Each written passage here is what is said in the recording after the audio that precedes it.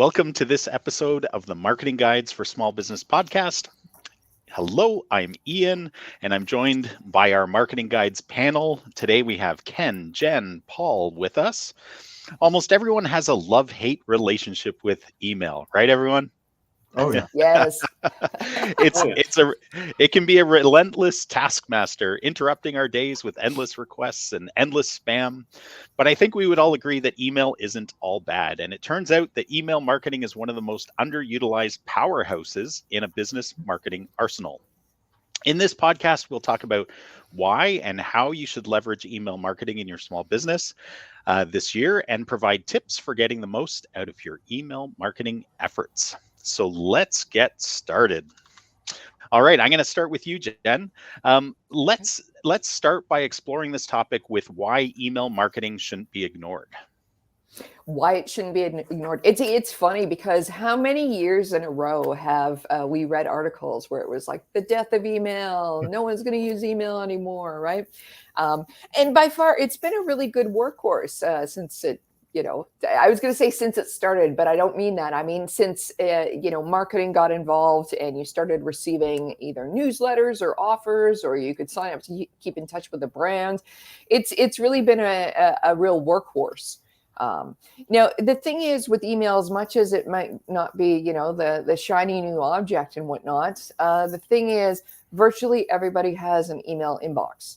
If you compare that to how many people are on various social media sites, then things get really, really fragmented, right? So with email, you've got a large captured audience, if you will, and virtually everybody's going to be on email. Virtually everybody knows how to work email right now, right? And the love-hate relationship you talked about, it is the kind of thing that is true, but not as passionate love-hate as you get over on social media, right? I'm never going on that channel. I love this channel, that kind of thing. So as much as email has been, maybe poo-pooed for not being super inventive and whatnot, it's a fabulous workhorse. It does work, as we'll explore in this episode. And it's important and applicable, whether you are a small local business, a big, huge enterprise, whether you're selling B2B, B2C, it works for virtually every product, every service. Yeah, there are stunning email marketing statistics out there that every business really should know. Like email reaches 10 times more people, reaches them and connects with them than on social media. And the reason for that is social media is like a river. It's flowing by you. So much stuff is going by. There's no guarantee you're going to get anything. If you're setting up your email program right and you're getting your emails delivered, that's going into somebody's inbox. So that's huge. It's also way more effective at conversions than Facebook, and a lot of people, I think in this day and age, still think that while Facebook may have soured a little bit in some people's minds, I still think there's this idea that social media is this silver bullet, and it's really good at certain things, but when you get toward the bottom of the funnel where you're trying to get people to buy and take that action, for most businesses, it's not great. If you're a lifestyle business, it could be the ideal thing. Social media could, but if you're not a lifestyle kind of business, email is going to be a way better bet. Yeah, great points. Paul, next question's for you. We find ourselves in unusual times, as we all feel, and these unusual times have had an impact on how we all do business. Has the current world circumstances affected the use of email marketing, and if so, how? And is it more important or less important? Yeah, very interesting question. Yes, it has definitely affected how we do business. I don't think it has made email marketing more important. I think it has made a lot of local businesses more aware of the importance of it, because we've lived in a digital world for a long time, but now with more and more things being done remotely, virtual meetings, virtual everything, email has, I guess from that perspective, you could say it's become more important, but I think it's more of an awareness thing, is that small business is starting to realize that you have to build your list. And it's been said for a long time that it's all about the list. And a lot of small businesses have never done that. And so email marketing wasn't even on their radar because they had no list to send emails to. And now they're becoming aware of how important that is, especially in the world we live in. So it's definitely a powerful channel. And like Ken said, there's a lot of statistics that show how effective it can be. And social media, I have never clicked on an ad in social media. And if it weren't for what we do, I wouldn't even have a Facebook account. So it's, I don't spend a lot of time on social media, and I find it hard to believe that I'm the only person on planet Earth that doesn't spend a lot of time on social media, other than YouTube, if you consider YouTube social media. But even YouTube, I skip the ads. I don't click on an ad. So yeah, email marketing, I think, is a lot more effective, especially if the business has a relationship with the customer. And that's the other part of it, is that the relationship between the business and the customer, that has to be there no matter what channel you're using. Yeah. I think Paul's going to start his own podcast called "All Marketers Are Hermits." Or faceless hermits. I'm going to get a Yosemite Sam caricature. There we go. We go. Oh, it's all good. And I think what's interesting too about what you said there, Paul, is that even though you're in marketing, your own habits are very different than those of the people that you're serving, and the people you're serving's customers, because that's ultimately what matters, right? So you might be creating Facebook ads and YouTube ads because that's where your clients' customers are, and that's how you can actually create impact with them. But for you personally, the people trying to target you, they need to find unique ways other than those. Yeah, and like what Jen said about everyone having an inbox, we actually have a couple clients that find it a challenge to use email, believe it or not. And so yes, I would say that 99.9% of people out there do have an inbox, but you still find that rare person that doesn't use email. I don't know how you do that in the world we live in, but apparently it happens. Yeah. Well, and in some ways, the new inbox is a combination of your email inbox and your text messaging inbox, right? Or your Facebook Messenger inbox, or your omni-channel inbox. But Paul, in your answer there, you talked about how the list is really important, and that's a great segue into the question I had for Ken. You have to have a list of contacts with email addresses to send to. How can a small business start building out their list? What kind of tips or advice do you have for businesses that need to either grow their current list, which they always should be, or start a list if they don't even have one yet? Yeah.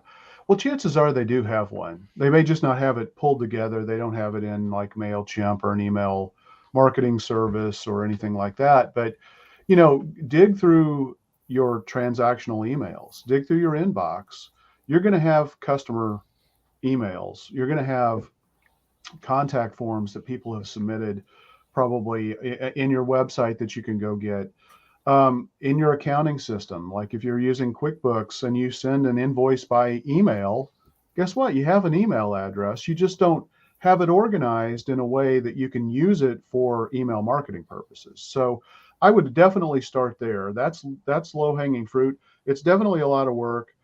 You absolutely need to go through and clean the list and make sure that it's up to date, because email addresses get out of date very, very, very quickly. I think the statistic is every 6 months, a large percentage of email addresses go bad. And the reason for that is, especially when people change jobs, so when you change jobs, you're going to get a different email address. So if you signed up for something with that business email and you change jobs, guess what? That email address no longer works, and it may not work at all. I mean, the company may shut it down completely or they may reroute it to somebody else. But, or people change internet service providers or cell phone carriers. All of those are opportunities for email addresses to go bad on you. So step one is collect what you got, dig through every piece of information you have. You're going to have more than you think. But then you need to start growing your list. So how do you do that? And this is a tough question because it's going to vary really widely based on the nature of the business. But if you're, one of the things that we like to do is now, because of the time of COVID, people are booking appointments more online now than they ever have. So if you have an online booking system, guess what? You're automatically, at least you should be, automatically capturing email addresses and probably cell phone numbers, which is great, so that you can remind people of the appointments. So put that feature on your website. For a lot of businesses, especially service area businesses like painters or roofers, that's a great way to get an email address. If you deal in information, you're a technology company, you sell B2B software, you can have a case study or a white paper or an ebook or a checklist or something like that to get people to give you an email address in exchange for valuable information. It's important to realize, I think I heard a statistic not too long ago that the average email address is worth $25 in value. So you need to think about, if you're going to ask somebody for an email address, you've got to give them what they're going to perceive as $20, $25 worth of value back. That's how, if you're not doing that, then you're going to be running into all kinds of problems. One of the cooler ways, and I think the better ways to do it right now, is to have a quiz. People love quizzes. It gives them an opportunity to learn something about themselves. It also gives the business an opportunity to learn something about, the person taking the quiz, and probably even segmenting them into, if you design your quiz right, into the type of product or service that they might be the best candidate for your business. Or even having like free courses if that's relevant to what your customer is going to perceive as real value. But again, you've got to think about an email, people just don't cough up email addresses. Why is that? Well, we get inundated with spam. And I'm going to call this company out. I don't know who the hell it is, but it's listlions.com. I have unsubscribed. I can't tell you how many thousands of times. Literally, it's got to be in the thousands at this point. Wow. And I still get emails from them. And what they do is they come up with a different name, they send it. There's another guy, Eric Jones, that sends us an inordinate amount, and our clients. That is bad behavior, and those are bad actors, and those people give email a bad name. And we all feel that pain. I experience it every single day, multiple times a day. I get it. But don't let that bias keep you from using email marketing.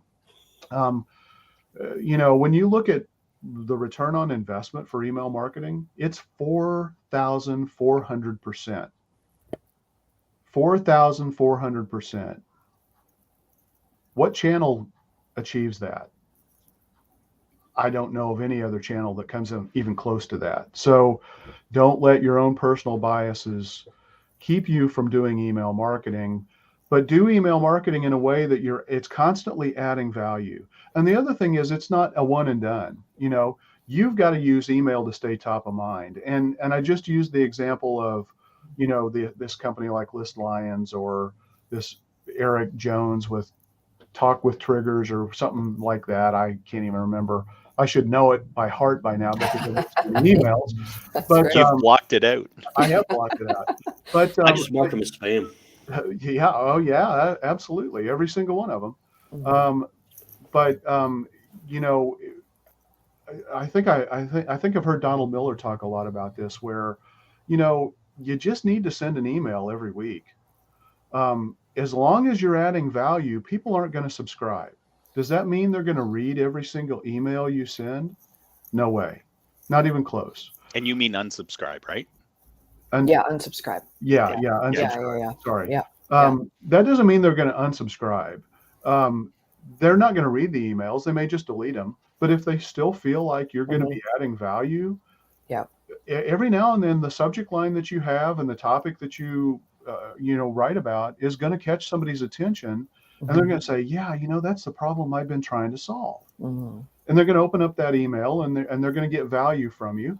It may not be the point where they're ready to buy from you yet, but they're not going to unsubscribe from your list just because you send them a new email every week, as Mm. long as you're adding value. So getting in a regular habit of sending weekly, biweekly, monthly emails, and the more frequently you send emails, really, at least a weekly basis, I think, is kind of that sweet spot, because every time you send an email, you're keeping your list clean and up to date. Mm. You know, your any credible email marketing system is going to throw away the bad emails and stop sending to those, and it's going to keep your list clean and up to date.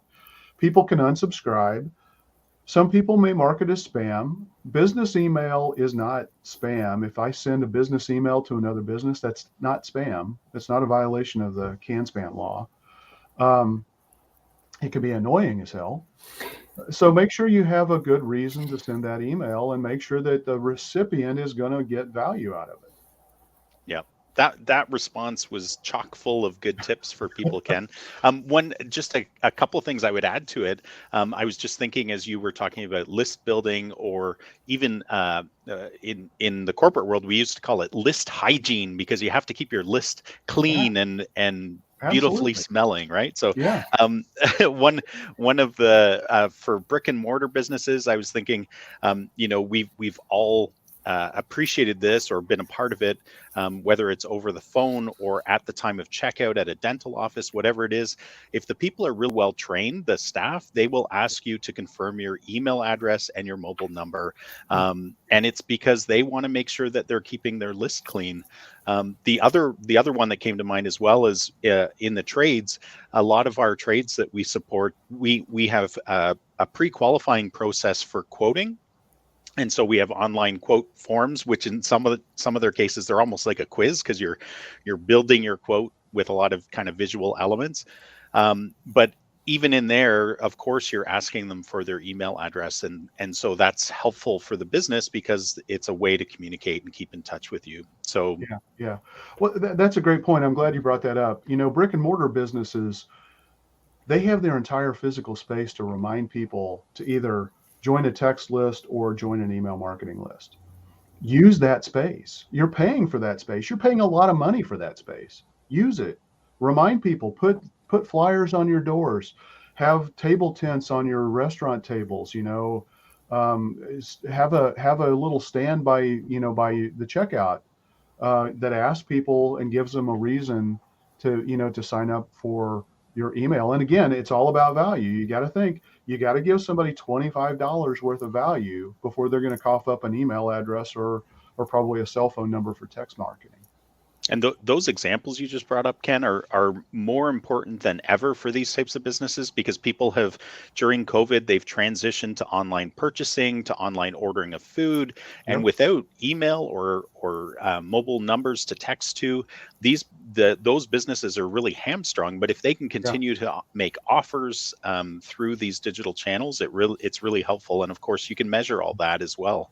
Yeah. Um, Well, and then you've got to address packaging.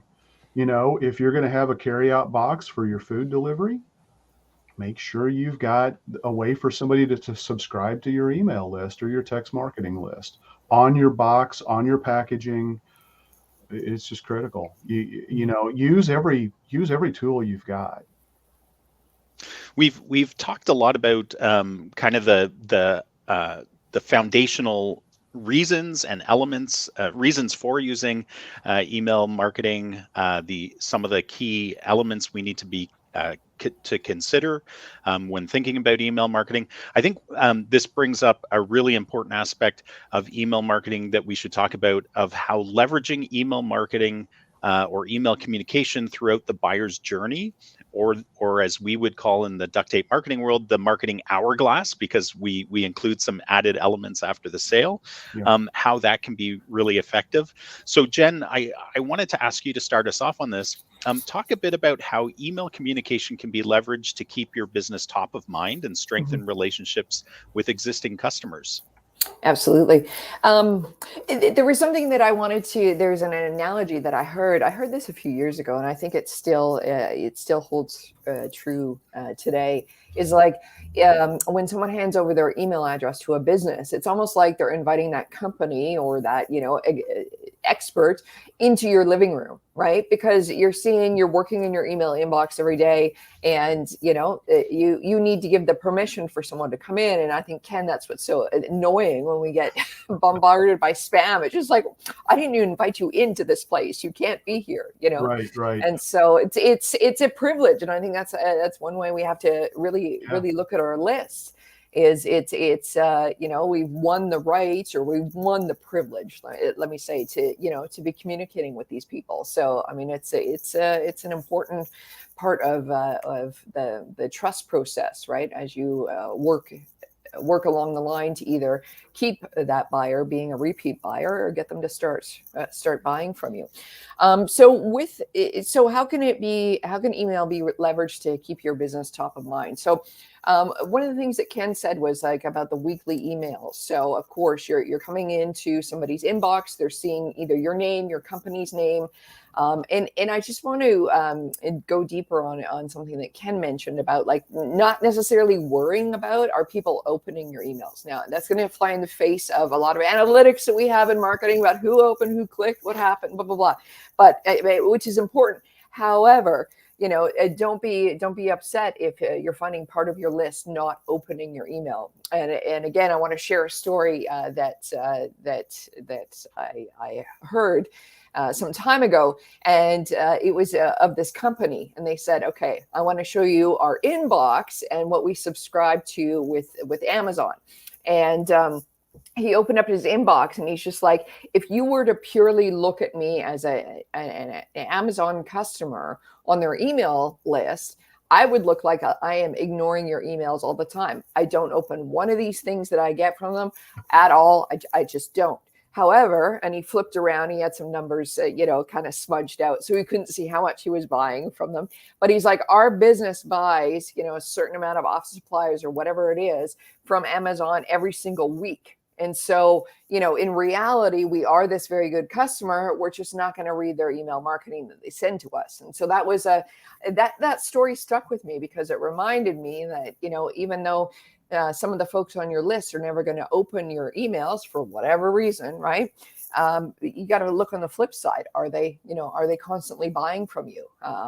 And that goes back to, people do have favorite channels and how they like to consume or interact with you. That's why one reason social media, we encourage people to be, everywhere that it makes sense, because someone's favorite channel is another person's non-favorite channel and whatnot. So it's, you want to say something, Ken? Jump on in.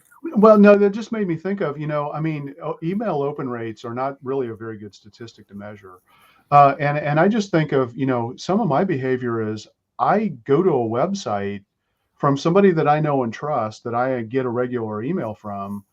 I don't open up the email, but the subject line reminds me, oh yeah, I need to go do this. And it probably results in some deeper relationship that I have with that business. Doesn't mean I clicked the email, but the email did its job. Its subject line piqued my interest and got me to take action. So even though I didn't open the email, so don't rely on email open rates. Plus, a lot of those open rates can be false positives too. They aren't really accurate measures. No, good point. Good point. There's something that I do want to tell a little story about how email can help you be very, I guess, help with the operations of your business. Some of us think that email marketing is all about promoting, oh, we got this service or this product, or we're so great at this, or we won that kind of thing. But email marketing, as much as it's a workhorse, it can be really a workhorse for your company. And one example I wanted to share is at the beginning of the pandemic, we still have them, but they are a law firm. And of course, they couldn't see, like many of us, couldn't see people in their offices. So they had to take everything online. And, that was a rough thing for all of us to get used to very, very quickly, or many businesses. But anyways, one of the things that when we were meeting with them, they were saying, we're getting inundated by all these phone calls and emails about, are we open? What do we do? This, that, whatever. And so one of the things that we did is we turned their monthly newsletter into a weekly newsletter. But it was more about like, okay, if your case is at this stage, this is what you do. Here's the email. Here's how, we're still open. And it became more of a tip sheet about like, okay, you're with us, you've got a case happening. Here's what we're doing next, or here's where we're going, like, here's how you follow these procedures if this is where you're at. So it became a lot less about like, here's some news about the law that we focus on, or here's the award we won. It became very much like, okay, client, here's what you need to do next. Okay, here you are. We're here for you. Here's how you need to communicate with us. And it really became basically a teaching document for a good few months. And what that really did is it started to help the lawyers tone down on the emails and the phone calls about panic clients going, what do I do next? And then it was able to give the clients a peace of mind of like, okay, they're still open, things are happening, they've got it under control. Here's what I do next. Yeah. And so that's one way. I mean, email can really help with your business operations. Absolutely. Yeah, I was doing a year in review for one of my dentists, and I was looking at their email stats, like what were the most popular opened and clicked emails of the year. And I actually couldn't believe it. It was 2 emails related to COVID reopenings and the procedures that people had to do, and the new procedures the dentist was taking in order to be a more safe place for their patients to be. So that was kind of a little bit eye-opening. I didn't foresee that. And then just another little piece of anecdotal evidence, and again, this is related to another dentist. We find every single month we send out, we do a monthly e-newsletter for this particular client. Every single month, because we're connected to their forms and what's happening, phone calls and that kind of stuff. We always see a spike in appointments right after we send out an email, and I think it's just. It supports what you guys have all been saying, is that it's about being top of mind. People may not be thinking about their dental health, throughout the whole month, but then when they get that email and they're like, oh, I love that guy, and he just sent me an email, and yeah, I'm overdue, and my teeth feel a little like they've got fuzzy carpets on them. I need to go. So at least that's me reading into it, but it does support how well email marketing can work in some cases.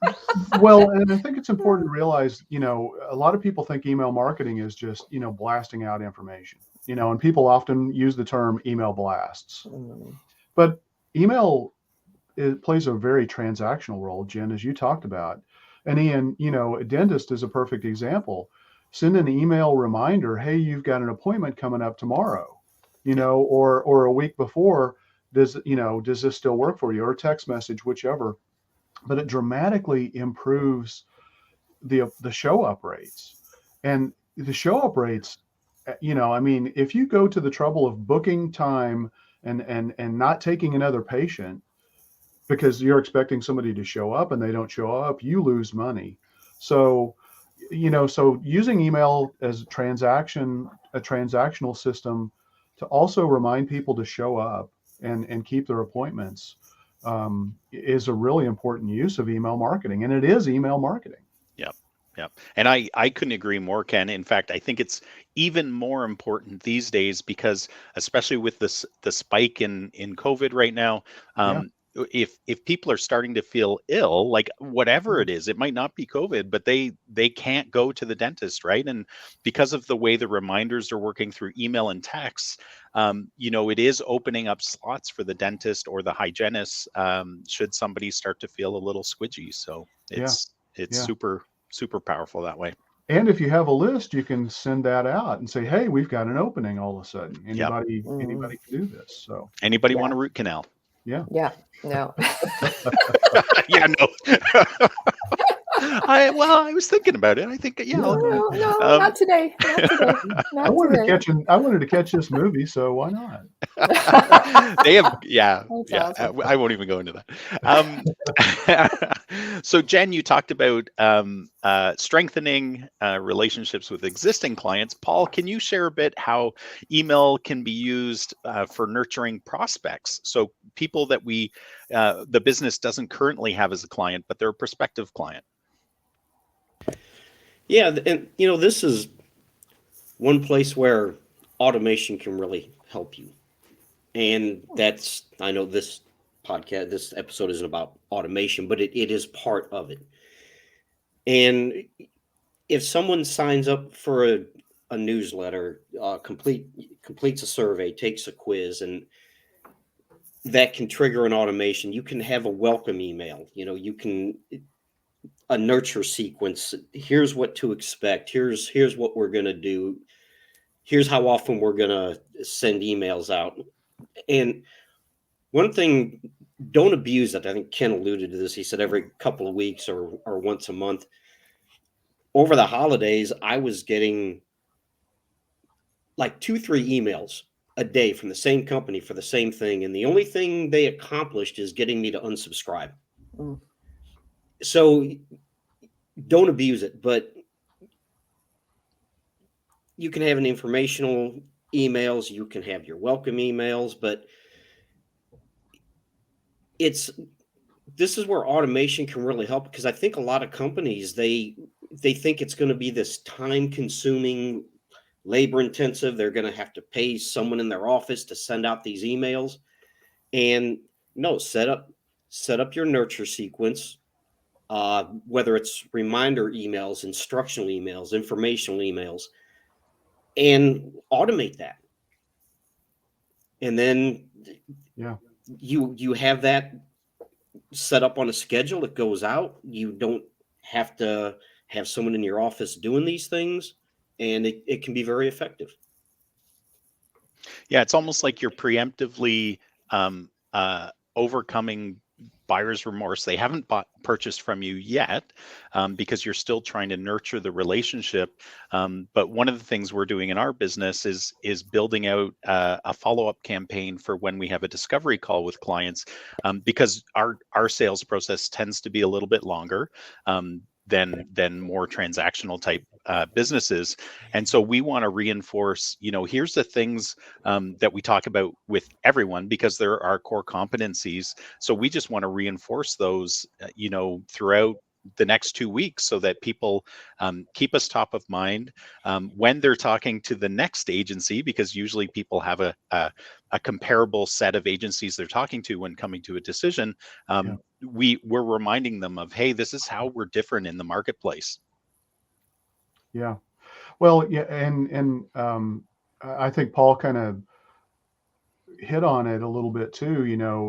The informational emails, and Ian, you've talked about it a little bit too. I mean, it's like, what do you send an email giving people instructions.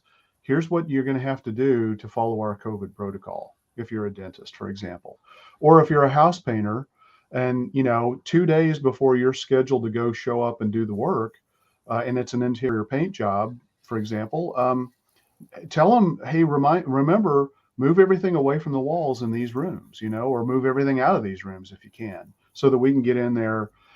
That's good for the business to do, because that means that they don't have to spend time moving stuff and costing them extra labor. And that could either result in them charging more money to the client, but that may not make the client happy either, because they are like, oh, well, I had to pay an extra $50 or something like that. So just communicate, and use your email as a tool. And again, it's kind of an onboarding in this case. Use email to help onboard and build that customer success from the get-go. Yep.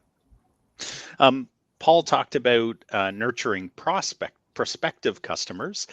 Jen talked about nurturing relationships with existing customers.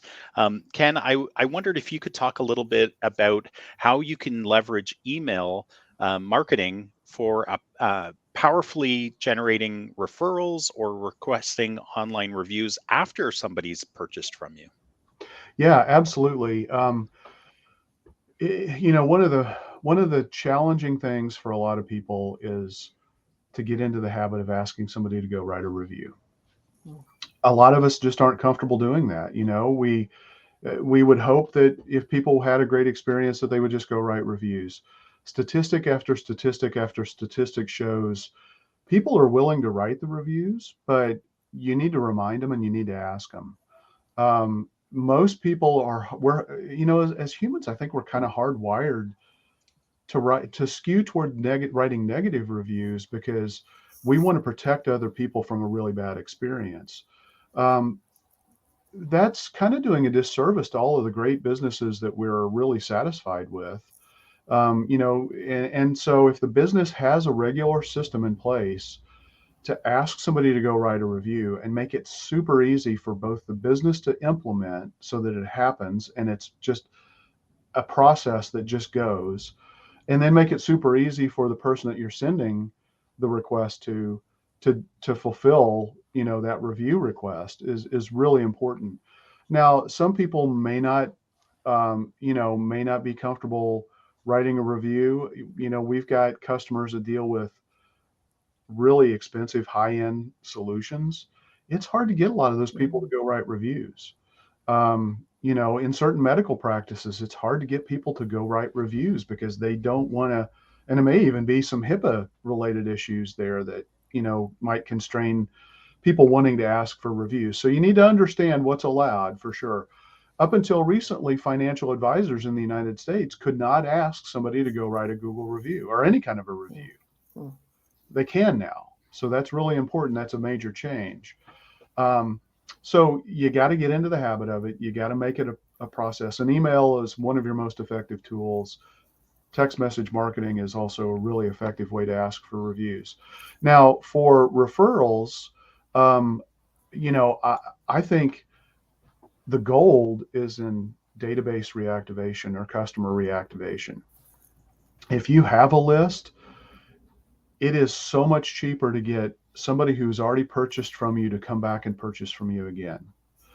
Whether that's getting people to, as a dentist, getting them to come in on a regular monthly 6-month cycle when they're supposed to come in for their 6-month checkup, and making sure they do that every 6 months instead of stretching it out to where it's every 9 months. And guess what? Over a period of time, you're losing some revenue there. And you're also, maybe you're making it up because maybe they have more cavities or more dental work, but still you want to, I think every business would like to try to get things as regular and normalized as possible where you have a steady stream of income coming in. But get customers to come back and spend more money and give them a reason to do so. And you've got to give them an offer. You've got to give them a reason to come in and do that. You've got to give them something of value to make that happen. If they don't have the need to purchase, if you're a roofer, they're not going to buy a roof from you every year. Hopefully they don't need to buy a roof from you, but maybe once every 20 or 30 years, unless there's storm damage or something like that. But they've got neighbors, they've got friends. So put a referral program in place that gives them a little bit of an incentive to refer you out, and share your information and say, hey, if you ever need a roofer, here's the company we should recommend you work with. You just need to develop these processes. The bottom of the hourglass, the review and refer, that's where there's so much gold for a business that's unmined too frequently. And so email and SMS marketing are the two best ways, I think, to get the word out, as well as developing referral partner networks. Yeah. You were talking a little bit about how reviews are really important, but people don't leave them. So just the last stats I saw, it was saying that the average consumer trusts online reviews 90% plus. And then there's varying statistics related to different industries, ranging from usually about 70% of people read reviews before making a purchase, right up to 93% I've seen as well. But the disparity is that only 6% of people leave reviews if it's unsolicited. So there's this huge gap where businesses aren't getting the benefit of turning satisfied customers into great online reviews. And the online reviews are so important for Google My Business, or Google Business Profile now. They have such a big impact in helping you show up in that map pack search result. So use email as one of those critical tools to help you get more reviews, and it's really important. I thought it would be really interesting and helpful to our listeners if we could bring kind of this abstract discussion that we've been having into reality by sharing some real life success stories. We've already kind of sprinkled those throughout, but I thought it would be neat to do a round table. So we'll go around the circle and ask, what are some of the best ways or stories related to email marketing or tips that you've seen that have worked for your clients over the past year? And I'll start with Jen. First of all, the tip, it's a little bit boring. It's being consistent for sure. Yeah, you got to appear in that email inbox consistently, whether it's the weekly, biweekly, every month, that kind of thing. I have noticed two different things, depending on your audience. Some of the very, very short, so a couple sentences, bullet points, that kind of thing, making the email very punchy and really easy to consume works well. Then, and we see this all the time in marketing, on the flip side as well, same with podcasts, same with blogging, the very long form content working. And oftentimes, if you are talking about a certain topic, having the backup and the extra content there to give the reader the comfort that, this person or this company knows what they're talking about, and you can go in depth with that. Don't be afraid to go that route if it's going to work for your customers. I guess the last point on that is that there are best practices out there, and it is important to understand what those are, and then obviously to stay legal with them, with the different email rules. But there's also best practices for your own audience. And there's only going to be a way that you figure out what works for your audience by testing that. And what I mean by that is, do you send your email newsletter Tuesday at 8:15 a.m.? Do you send it Sunday at 8 p.m.? Both of those, one of them, the Tuesday, would be probably a best practice. This sending a business email Sunday at 8 p.m., probably not a best practice. However, I do know of some companies and some individuals that do that Sunday mailing because it's shown to work for their audience. They get the great response. So my recommendation would be, make sure you're skating on the right side of the law when it comes to your email marketing, but don't be afraid to experiment. Is your audience, the early risers that are going to, consume and do the most activity in the morning? Is it midweek? Is it end of the week? Is it the weekend? Oh my goodness. So you do have some leeway to play with. And you want to get to the point where it's the best practice. You're doing the best for your audience. And you're only going to know that through experimentation. That's awesome. Great points, Jen. And yeah, you just reinforced, how no matter what you're doing from a digital marketing standpoint, even if it's traditional marketing, somehow you need to measure. You need to be keeping your eyes on what's happening so that you can improve. Isn't it a Peter Drucker quote that says you can't improve what you don't measure? So we all need to measure things. Is that attributed to him? I have never been able to figure out the source. Somebody's attributed. Every source goes back to Einstein, right? So I'm sure it was Albert Einstein. Yeah, and then you find out it's not true. Paul, what about you? Do you have some stories or tips to share about how our listeners can be more effective in email marketing? Well, I think we've touched on some of it throughout this podcast, but email marketing it's a bunch of things. It's awareness and informational. And yes, you can talk about products. Every once in a while, you can have an offer, but it shouldn't always be about selling something.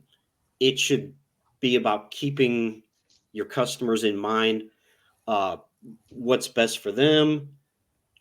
And when you're sending out email, you can have you can have an FAQ email about frequently asked questions. You can have a recommendation email based on their past behavior, things they've bought in the past. You can send out emails. Let's say we do this with painters that they've done interior painting for someone, but they've never done exterior painting. So, and that's where your CRM and your automations and your tags come into place. But you can pull up a list, say, okay, we've done interior painting for all these people, but we've never done any exterior painting. So you send a targeted email about exterior painting and why that's important and how it protects the house and how it adds value and longevity to the exterior. So it's not always about selling. It's about awareness and customer engagement as much as anything. Awesome. Ken, what about you? What have you seen that's been working well? Well, I'm going to disagree with Paul just a little bit. I think sometimes it's all about selling. I mean, what does Amazon do? Every email you get from them is a suggested product, right? That, you And they're know, all deleted. trying to drive you, so it just really you've got to, I mean, in general, I agree with Paul, but if your focus is really selling products, and high transactional, e-commerce or commerce kinds of businesses, whether that's getting people to come into your store, whether it could be a restaurant, it could be retail, where you've got high transactional volumes, then maybe your sales or your email focus is a little bit more sales focused. If you're, a tech company and you sell something that is very expensive and you may take somebody 3 months, 6 months to make a decision, then you've got to focus your emails maybe to be more educational and informational, and work in a little bit of sales incentives, from time to time. So really, there's no single recipe that works. As Jen said, you've got to test this. You've got to see what works.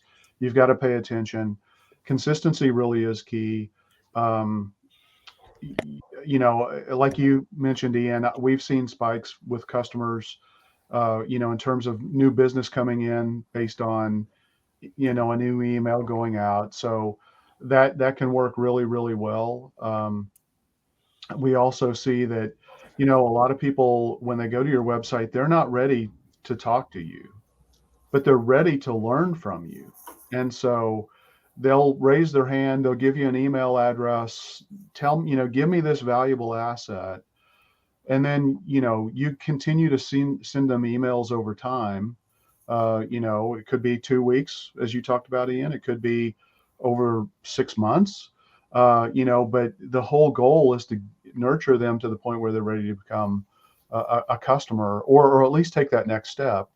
You just have to test it and think it through and really align it with the way your customers are wanting to buy, and kind of align it as best you can with that customer journey. I think the key thing, though, is email works at every phase of the customer journey really, really well. Yeah. Go ahead, Paul. That's a good point that Ken made. It really depends on your business. If you're a restaurant or you sell a product that people buy on a regular basis, then yes, your emails are probably going to be more transaction based. If it's a longer selling cycle or something that people buy infrequently, then I think a lot of your email efforts are going to be about staying top of mind. Yeah, it's all about knowing your audience, right? And it's not about you, business owner, it's about your audience. Couple tips that came to mind for me. Subject lines. Subject lines are paramount. If you don't get the subject, if you can't get somebody past the subject line, then and they won't go into the email, you haven't even gotten their attention. So subject lines are super important. I would say testing is vital. I even in the corporate world where we had many people, managing many parts of our marketing puzzle. Testing is so vital. We've all gotten emails and then an email shortly thereafter that says, "Oops, sorry." So test the links. Read the email, have an approval process within your business before sending it out, because nobody wants to have mud on their face. And then the last tip that came to mind too was related to hiring. We've talked about, selling and informing. Send out an email to your email list of customers telling them that you're looking for new people and explain who these rock stars are, so that you've just spread your net much further, because these people have friends, sons and daughters, husbands, wives, colleagues that may be good fits for your business. And it always helps to spread the word far and wide, especially in this day when in a lot of businesses it's hard to find good people quick. So Yeah. leverage your email list. Yeah.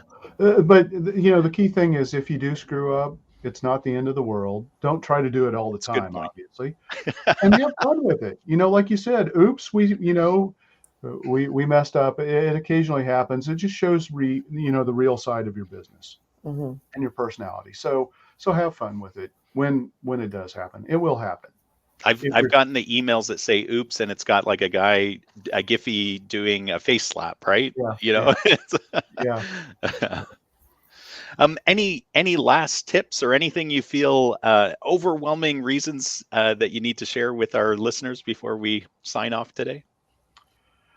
This is one of my favorite topics. I really think email is so underutilized. I get so frustrated that I can't get people to use email the way they can and should. You're leaving money on the table if you're not doing email marketing on a regular basis. Put a system in place to collect email addresses. Build your list. Yep. Perfect. Automate Well, it. this is a good place to wrap up, guys. This has been fantastic.